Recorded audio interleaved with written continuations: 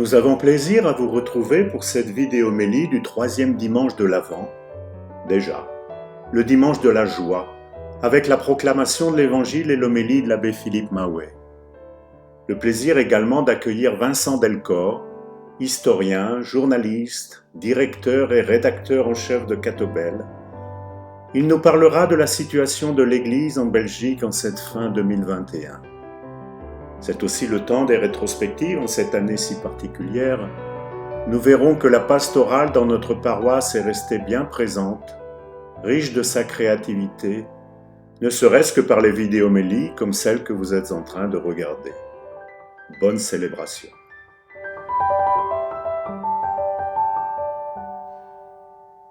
Bonjour.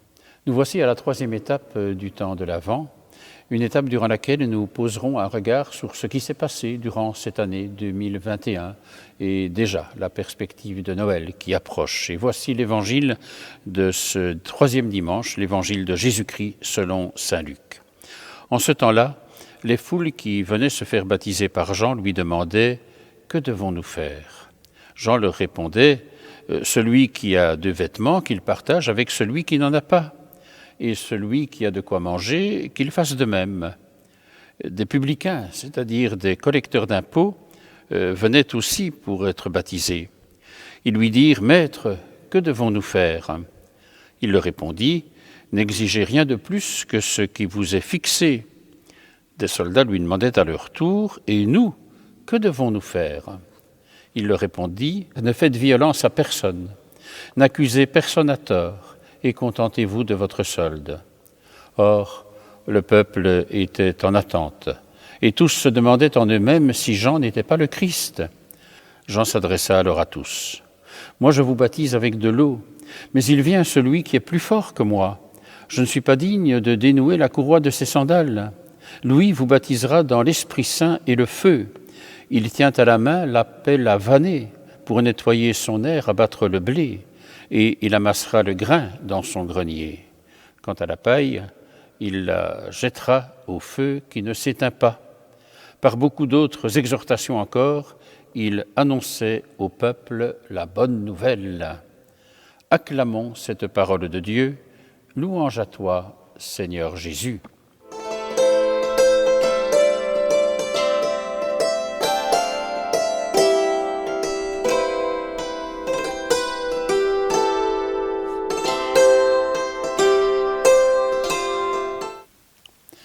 Frères et sœurs, ce 3e dimanche de l'Avent est aussi appelé le dimanche de Goïdété, c'est-à-dire un dimanche de joie. Vous savez, le milieu de l'Avent, c'est un temps de joie, Goïdété, comme le milieu du temps du Carême, c'est l'étaré, aussi un temps de joie. Et pour dire que ce que nous préparons, Pâques durant le Carême, mais ici la fête de Noël, c'est véritablement avec toute la joie. Et l'Évangile nous y invite.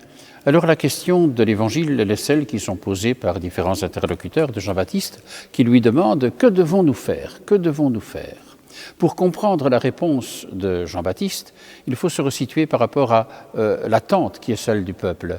Et on est dans le contexte d'un peuple qui attend véritablement le Messie.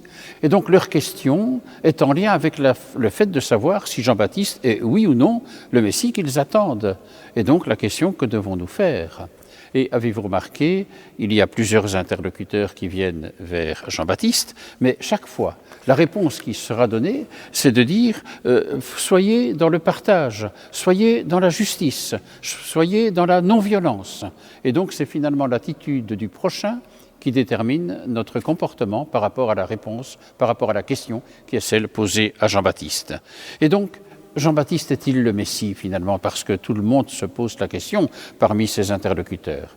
Et ici, c'est intéressant d'entendre la réponse de Jean-Baptiste qui dit de façon claire « Non, je ne le suis pas, mais il vient, celui qui sera plus puissant que moi. » Et disant même « Je ne suis pas digne de dénouer la courroie de sa sandale. » Et donc, la question, elle est celle de la venue du Messie. Et nous sommes bien dans le contexte de la préparation de Noël. Car Noël, c'est cela. Et n'en faisons pas une fête trop ouateuse finalement, mais redécouvrons tout le sens de cette fête de Noël, qui est la venue du Messie.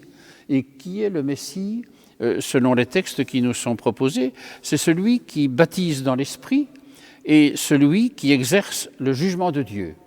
Alors qu'est-ce que cela veut dire ?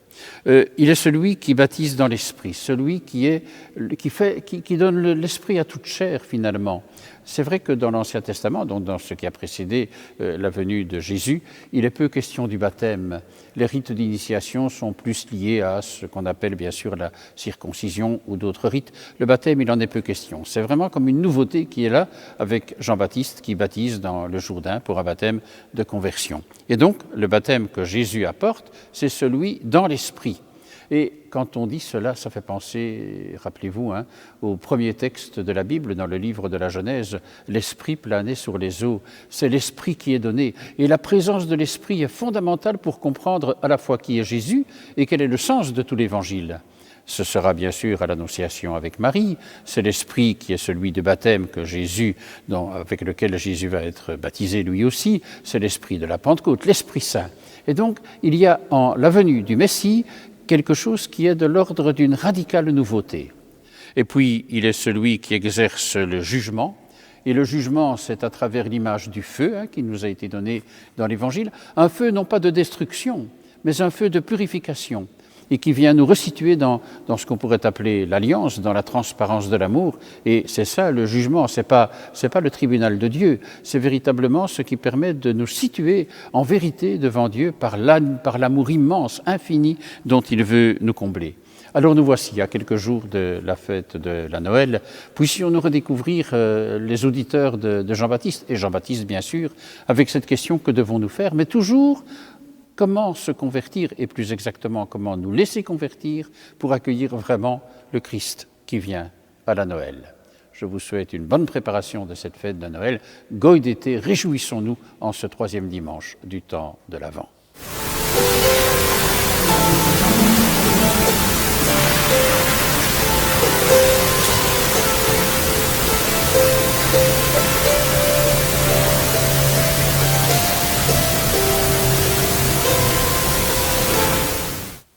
Nous voici à la fin de l'année 2021 et comme les années précédentes, l'Église catholique de Belgique a édité un bilan de cette année. Pour en savoir plus et pour comprendre plus de l'intérieur ce qu'est ce bilan, j'ai invité Vincent Delcor, qui est le directeur de Catobel. Il a un regard à la fois de responsable média, mais aussi d'historien, et il nous permet ainsi de mieux comprendre les enjeux et ce qu'est l'avenir aussi à partir d'un bilan bien sûr, mais les enjeux de l'Église catholique en Belgique aujourd'hui. Bonjour à toutes, à tous. Alors je viens vous parler de quelque chose qui n'est peut-être pas très sexy, je ne sais pas si vous savez, mais il y a quelques semaines, l'Église catholique en Belgique a publié son rapport annuel 2021, qui porte donc sur l'année 2020. Alors, c'est quoi un rapport annuel? Qu'est-ce qu'on trouve dans un rapport annuel? Vous savez peut-être que différentes organisations, associations publient chaque année leur rapport annuel qui vise à présenter un petit peu ce qui a été fait, ce qui a été vécu, partagé, un petit peu les comptes, les bilans de l'année écoulée. Eh bien, c'est effectivement l'opération dans laquelle l'Église catholique de Belgique s'est lancée il y a quelques années déjà. Le rapport qui vient de paraître est déjà le 4e rapport annuel. Et on peut dire que depuis ces quelques années, chaque fois, il y a essentiellement 2 accents qui sont mis dans ces rapports. Le premier, c'est de montrer que l'Église est au cœur de la société, est au service de la société. C'est vraiment l'état d'esprit dans lequel ce rapport est conçu. C'est de montrer que l'Église n'est pas une espèce d'oasis qui serait totalement déconnectée du réel, du monde, mais c'est un ensemble d'acteurs, de personnes, d'institutions, d'associations qui sont engagés au cœur de la société, qui sont au service de cette société. Et puis il y a un deuxième fil rouge, un deuxième élément qu'on retrouve chaque année dans ce rapport. C'est un élément plutôt chiffré, plutôt factuel, qui vise à donner un petit peu l'état des troupes, l'état de l'Église catholique, et qui permet aussi de voir un petit peu des évolutions d'année en année, le nombre de prêtres, le nombre de sacrements, etc. Alors, comme tout rapport annuel, il me semble que celui-ci a 2 vocations. Une vocation plutôt à l'externe et une vocation en interne. Vocation à l'externe, c'est l'occasion de dire à celles et ceux qui ne connaissent peut-être pas forcément l'Église, les chrétiens, ou qui en ont une vision assez erronée, de montrer effectivement ce qu'est l'Église, ce que sont les chrétiens, qui ils sont, et montrer un petit peu leur engagement au cœur de ce monde. Et donc, chaque année, à l'occasion de la publication de ce rapport, eh bien, l'Église essaye d'être présente dans quelques journaux, dans quelques médias, pour faire parler d'elle positivement, pour montrer l'ensemble des initiatives positives dans lesquelles elle est engagée. Et c'est un enjeu majeur, pouvoir dialoguer, favoriser ce dialogue entre l'Église et le monde, en sachant aussi qu'on est dans un pays un petit peu particulier, puisqu'on est dans un pays qui finance les cultes, qui finance notamment l'Église catholique. Et donc, à cet égard, c'est logique aussi que l'Église puisse dire un petit peu ce qu'elle fait au cœur de cette société. Et puis, deuxième élément, et c'est celui qui va nous intéresser plus particulièrement maintenant, vocation ad intra, c'est-à-dire qu'est-ce que l'Église a envie de nous dire? Et nous, chrétiens, comment est-ce qu'on peut recevoir ce rapport? Et c'est un petit peu la réflexion sur laquelle j'ai envie de vous emmener, en mettant en évidence peut-être 4 opportunités à travers la lecture ou l'invitation qui nous est faite à lire ce rapport. 4 opportunités et peut-être un risque. Première opportunité, tout d'abord, nous réjouir de voir l'Église qui communique. On sait à quel point la communication, et donc aussi la transparence dans l'Église, c'est quelque chose qui n'a pas toujours été évident. On sait aussi qu'un certain nombre de scandales ont éclaté au cours des dernières années, encore très récemment en France. Une des questions qui est au cœur de ces scandales, c'est la question de l'opacité, l'absence de transparence. C'est se rendre compte qu'il y a des choses qui se déroulent, qui se vivent et sur lesquelles on ne communique pas. Et donc ici, on peut vraiment se réjouir de voir l'Église qui décide de manière professionnelle de se donner des moyens, de consacrer du temps, des moyens importants pour façonner ce rapport et pour publier dans un esprit de transparence sur qui elle est. Et je pense que ça peut être vraiment une source d'espérance pour nous tous de voir cette Église qui communique, qui dialogue, mais qui nous invite aussi à entrer en dialogue avec elle. En ces temps de chemin synodaux, je pense que c'est effectivement une première opportunité, un premier signal extrêmement encourageant. Un deuxième élément, c'est vraiment cette idée de voir l'Église au service. Le rapport qui est sorti il y a quelques semaines met en évidence, parmi d'autres choses, la manière dont les chrétiens se sont mobilisés au cours de la pandémie, qui n'arrête pas de finir, qui se poursuit, et de voir à quel point les chrétiens ont été aux côtés des précarisés en particulier, notamment dans les hôpitaux. Un accent tout spécial est mis sur la manière dont des aumôniers, dont des bénévoles, dont des prêtres, dont des religieux ont pu être aux côtés des malades, aux côtés des souffrants, dans une période de grande inquiétude. Et donc cette idée de voir une Église qui sert, je crois que là il y a aussi un élément qu'on doit retenir, et un élément qu'on est invité à rejoindre. On n'est pas invité à faire Église pour nous-mêmes, on est invité à faire Église, à être signe pour l'ensemble du monde. Troisième élément, voir l'Église qui est quand même importante, qui est significative. Les chiffres sont quand même à certains égards impressionnants, c'est de voir que l'Église a encore un certain poids, représente encore un dynamisme certain au cœur de notre société. On a souvent l'idée d'une forme de déclin, or aujourd'hui c'est quand même impressionnant de voir qu'elle est représentée dans bien des secteurs, dans bien des milieux, et qu'elle est vraiment un acteur clé de cette société, et ça fait du bien, c'est encourageant, surtout qu'on se retrouve parfois, vous peut-être, dans des situations où on a le sentiment que nos communautés, nos paroisses ne sont peut-être plus toujours très dynamiques, il y a des paroisses qui se ferment, des messes qui sont supprimées, etc. Sentir qu'on est membre d'un corps plus large est là aussi, je crois, un signe d'espérance, et une manière de se sentir peut-être un petit peu moins seul, surtout dans des lieux où parfois on peut se sentir un petit peu fragilisé, de voir que l'Église est encore bel et bien vivante. Et puis le quatrième élément que j'ai envie de mettre en évidence, et qui n'est pas en contradiction avec le troisième élément, c'est quand même de reconnaître qu'il y a une certaine forme de déclin, ou en tout cas que l'Église, à certains égards, est moins importante, en tout cas quantitativement, il y a effectivement des éléments qui vont dans le sens d'une réduction, il y a effectivement moins de prêtres, il y a effectivement moins de sacrements, et de ce point de vue-là, évidemment, le Covid a eu un rôle très particulier, dont il sera intéressant d'évaluer les effets sur le plus long terme. Aujourd'hui, on est encore un petit peu, peut-être le nez sur le guidon pour pouvoir vraiment évaluer quels seront les impacts, les effets sur le long terme de cette pandémie.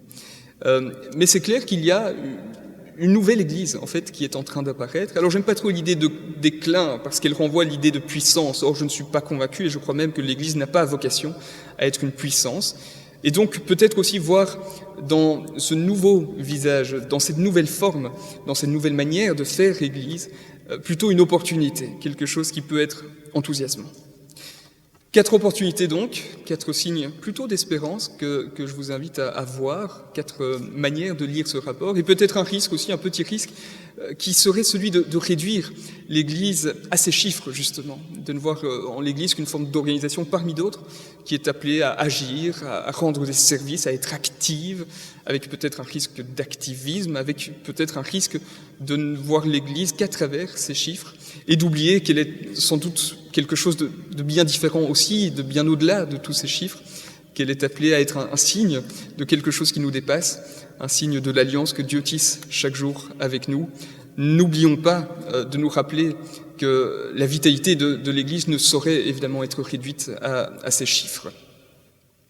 À bien des égards, ce rapport rejoint un certain nombre de missions qui sont celles de Catobel, Catobel qui a d'ailleurs largement communiqué autour de ce rapport, et Catobel dont la mission peut s'articuler aujourd'hui autour de 3 verbes, dont le premier est informer. Informer parce que notre métier, c'est vraiment l'actualité, c'est pouvoir dire ce qui se passe dans le monde d'aujourd'hui, et en particulier évidemment dans l'Église, c'est-à-dire le peuple de Dieu, l'ensemble des baptisés.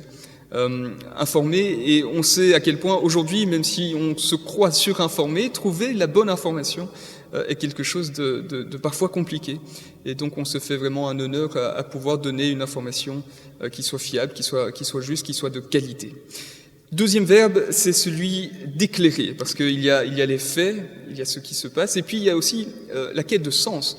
Il ne suffit pas de savoir ce qui se passe, c'est intéressant aussi de se demander comment se positionner par rapport aux enjeux de notre temps, aux enjeux ecclésiaux, évidemment. Notre sujet principal, c'est évidemment l'actualité des chrétiens, je l'ai dit, mais aussi comment se positionner, comment trouver un sens, comment poser un regard chrétien peut-être sur l'actualité du monde, parce qu'à nouveau, on l'a dit tout à l'heure, l'Église n'est pas déconnectée du monde.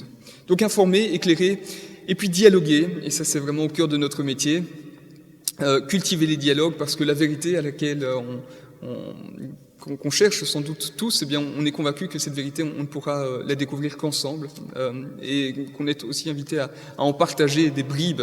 Et donc cultiver ce dialogue, ces dialogues à l'intérieur de l'Église, mais aussi entre l'Église et la société, ça nous semble aussi un enjeu majeur de notre temps et une mission fondamentale de Catobel, une mission que l'on essaye d'exercer sur différents supports. Vous connaissez peut-être le journal papier hebdomadaire Dimanche, notre site internet catobel.be, mais aussi nos différentes productions en radio pour la première et pour les radios RCF, mais aussi en télévision sur la Une dans le cadre de ce qu'on appelle les émissions concédées. Il était une fois, ainsi que enfin les messes, radio et télédiffusées. Voilà les différents supports, les différents médias, les différentes productions qui sont les nôtres, les différentes manières à travers lesquels on essaye de toucher à la fois ceux qui sont au cœur de l'Église, mais aussi ceux qui sont un petit peu plus loin, voire même ceux qui par hasard pourraient tomber sur l'une de nos émissions, et dont on pourrait peut-être, c'est notre espoir aussi, toucher les cœurs. Et donc à quelques semaines de cette fête de Noël, par rapport à laquelle encore bien des incertitudes règnent, le Covid est toujours là, on ne sait pas encore exactement ce qui nous attend,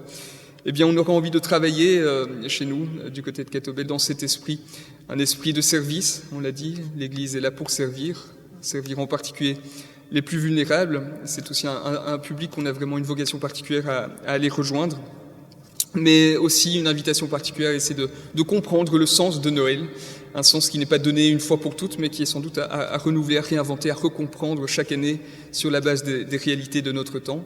Et puis un dernier élément, une dernière dimension, c'est la question de la célébration et la question de la joie. Le pape François nous le rappelle sans cesse, la joie est au cœur, là aussi, de notre vocation d'être chrétien. Et donc même en ces temps un peu moroses à bien des égards, Noël vient nous rappeler que le chrétien et que l'homme est fait pour la joie. C'est aussi dans cet esprit-là que Catobel travaille, et que je vous souhaite une très heureuse fête de Noël. Vous êtes le sel de la terre, et pour le monde vous êtes la lumière. En vérité, je vous le dis, si le sel s'affadit, si la lampe est cachée, l'humanité ne peut connaître le Père.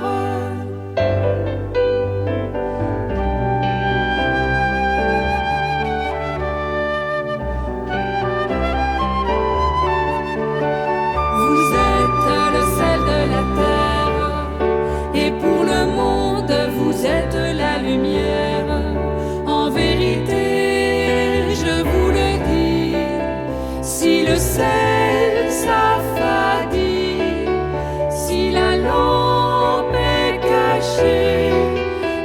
l'humanité ne peut connaître le Père.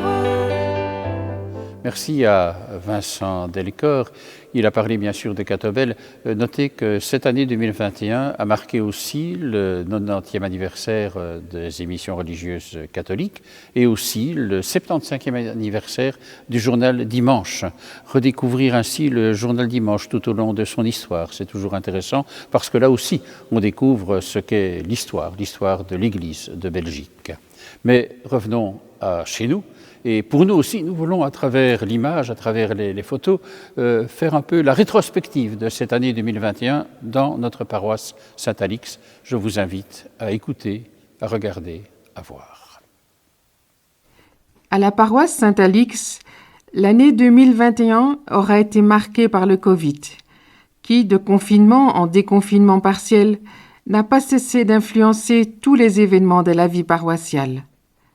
Rien d'exhaustif dans ce panorama de l'année, mais quelques événements significatifs qui révèlent que les restrictions sanitaires n'ont pas empêché la vitalité de la paroisse. Durant toute cette année 2021, les vidéomélies ont rythmé la vie paroissiale et c'est en janvier dernier que se sont clôturées les séquences consacrées à l'encyclique Laudato Si.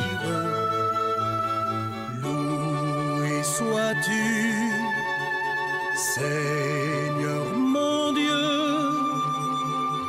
avec toutes tes créatures. La relecture de l'encyclique Laudato Si que nous venons d'achever dans notre paroisse a été un exercice collectif qui a mobilisé plus de 25 personnes, dans toutes les catégories d'âge, vous l'avez vu. Tous ceux qui ont participé, nous avons été frappés par la vigueur du regard du pape. Vigueur de son cri d'alarme d'abord dans la première partie. Vigueur de son appel au changement dans la deuxième partie. Ce fut ensuite le dimanche 28 février dernier, qui était aussi la deuxième étape du carême, la messe télévisée retransmise depuis notre église Saint-Alix sur les antennes radio et TV de la RTBF et sur France 2 avec le Jour du Seigneur. Seulement 15 personnes étaient présentes dans l'église. Elles constituaient l'assemblée avec le célébrant et le cérémoniaire, la chorale et les techniciens de la RTBF. Belle prestation de quelques choristes samedi mélodie, accompagnés de Théo Mertens à la guitare et de Mathieu Litz au violon. Ils étaient quelques centaines de milliers de téléspectateurs à prier le chant de Théo Mertens, « Oser la vie ». Oser la vie, venir au jour, oser encore vivre l'amour et croire au retour du printemps, tendre une main vers un enfant.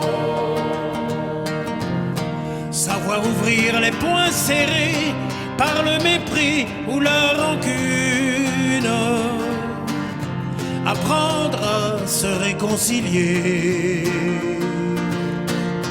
envoyer un bouquet de fleurs à ceux qui t'ont volé la lune, choisir d'apprendre à pardonner,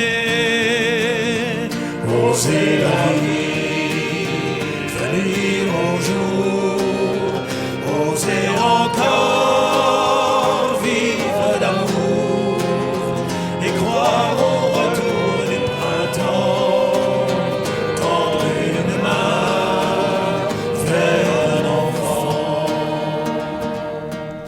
Autre fait marquant de cette année 2021, ce furent durant le printemps, sous la tente chapelle dressée aux fraternités du Bon Pasteur, des Eucharisties chaleureuses et festives. On est passé de 15 personnes présentes à l'intérieur à 50 personnes à l'extérieur. Une belle expérience paroissiale qui mobilisa les énergies de beaucoup. Heureusement que les vidéomélies et le journal de la vie Saint-Alix étaient là aussi pour garder les contacts avec tous.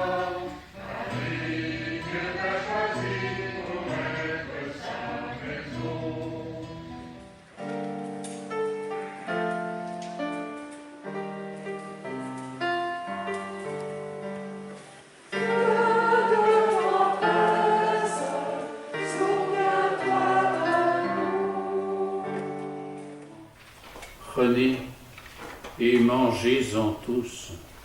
Ceci, c'est mon corps, livré pour vous.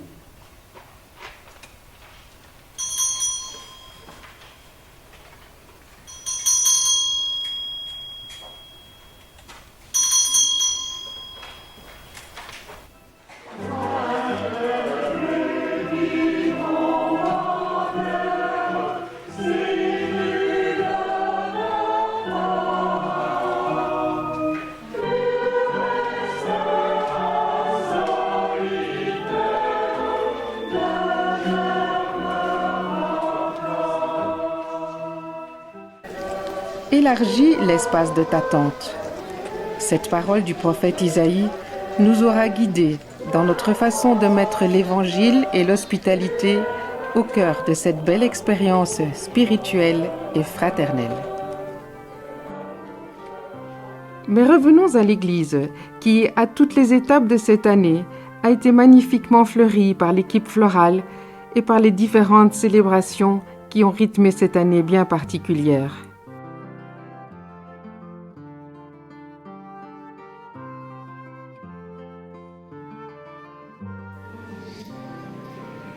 Une fois encore, les célébrations des premières communions et des confirmations ont été reportées au mois d'octobre. Étape importante pour les jeunes et leurs familles, mais aussi pour toute la paroisse. Les retransmissions YouTube furent une fois encore l'occasion d'élargir la communauté à tous ceux qui n'avaient pas pu trouver place dans l'Église.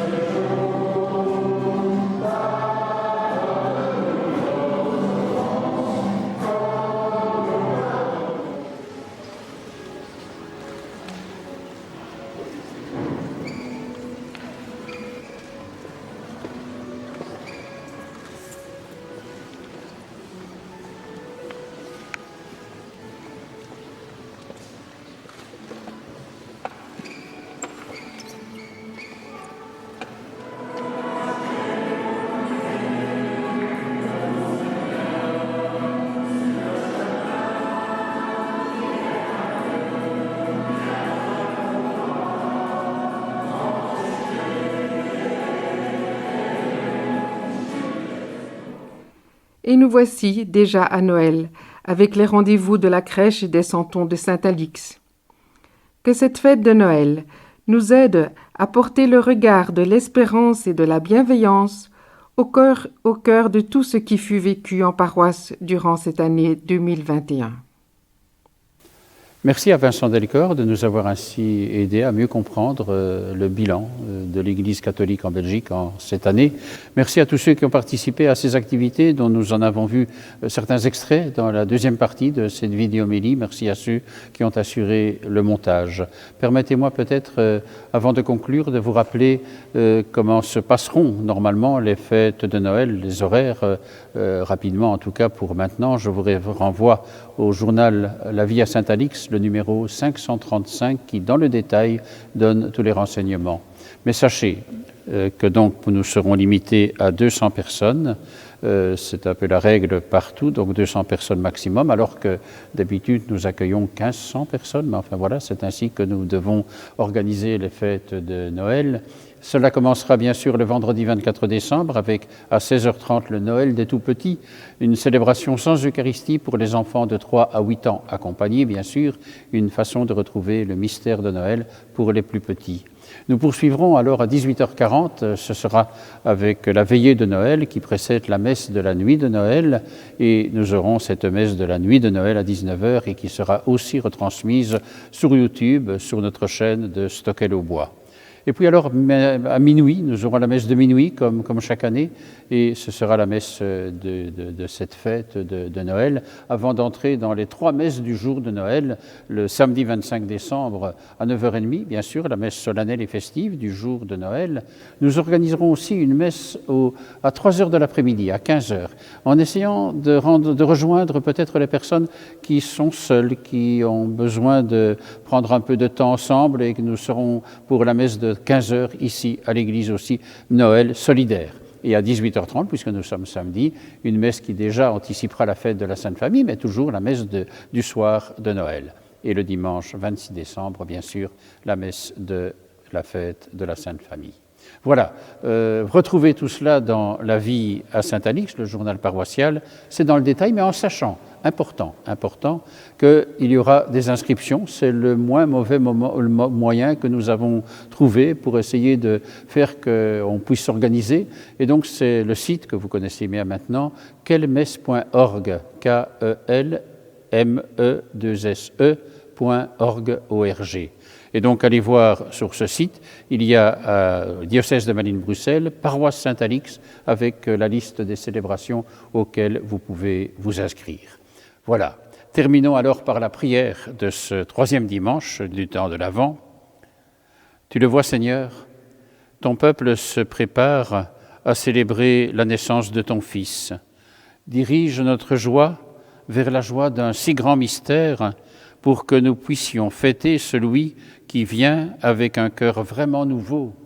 Nous te le demandons par Jésus-Christ, ton Fils, notre Seigneur et notre Dieu, qui vit avec toi, Père et l'Esprit Saint, pour les siècles des siècles. Amen. Le Seigneur est avec vous, et qu'en sa grande tendresse, il nous bénisse et il nous garde, lui qui est Père, Fils et Saint-Esprit. Amen. Je vous rappelle qu'en ce mois de décembre, nous avons des vidéomélies tous les dimanches, et donc je vous fixe rendez-vous pour une vidéomélie dimanche prochain, une rencontre assez exceptionnelle avec Marc Tillens et Marianne de Brunn. D'ici là, je vous souhaite bien sûr une bonne semaine, un bon temps de l'Avent et d'abord un bon dimanche. Au revoir, à très bientôt.